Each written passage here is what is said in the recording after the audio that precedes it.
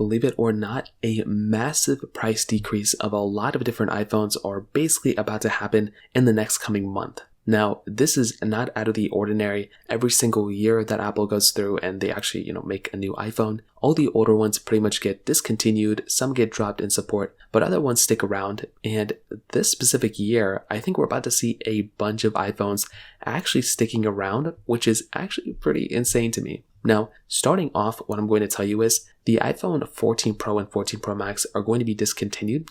So we will not see any price decreases of these things in the brand new market. In the used market, those things will 1000% go down in value a lot. But in the used market, that's not going to, or in the brand new market, that's not going to happen. The first iPhone I would want to start off with that's going to go down in price is the iPhone 14. We should probably expect to see the iPhone 14 go down in price probably $100. I don't think it's going to be more than $100. I think there's a higher likelihood it could actually be less than $100 depending on what Apple decides to do. But as of right now, that iPhone is selling for $799. I do think it's probably going to go down to $699 specifically for the iPhone 14. And then the iPhone 14 Plus is probably also going to go down $100, basically down to $799. So that iPhone is selling right now for $899. I do think that iPhone is probably going to go down to $799 at that price tag, which I think is good. It's respectable, and I think that's a good price to pay. Now with the iPhone 13, this iPhone currently, as of right now, is selling for $699.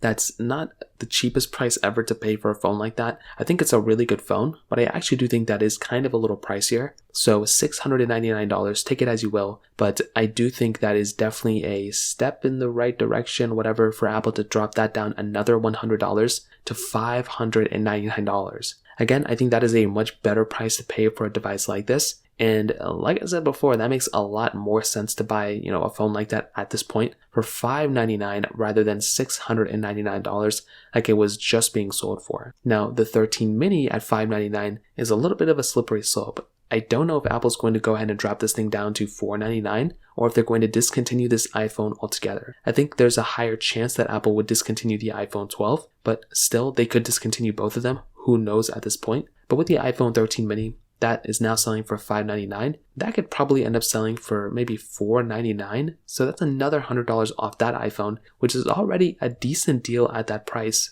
And this takes us to the iPhone 12, which is probably the last iPhone getting a price decrease. And I don't know if this iPhone is going to be getting a price decrease or if it's going to be getting completely discontinued. I really don't know that as of this point. I guess we're going to wait and see what happens here, but that's kind of what I'm thinking with these iPhones. These are the iPhones that I think are probably going to get some price decreases, and I cannot wait for these iPhones to actually go down in value so we can get better deals on them. If you have any other thoughts or questions, let me know in the comment section below. Hit the like button, that'll mean so much, but definitely hit that subscribe button. More importantly than everything else, I love every single one of you guys. Hopefully I'll catch you guys in the next video. Peace out till then.